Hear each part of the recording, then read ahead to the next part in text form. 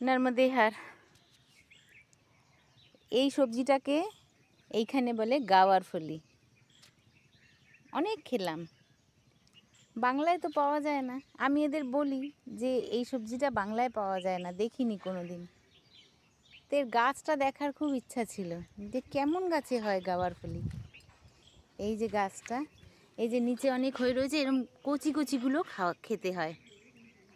এটা মনে হয় বীজের জন্য রেখেছে, তাই জন্য অনেক বড় বড়ও হয়ে গেছে। এই যে পাকা পাকা হয়ে গেছে।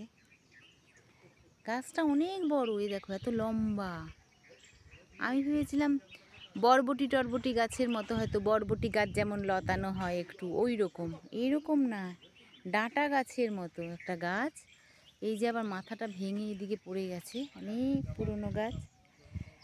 হ্যাঁ, এই গাওয়ার ফুলি গাছ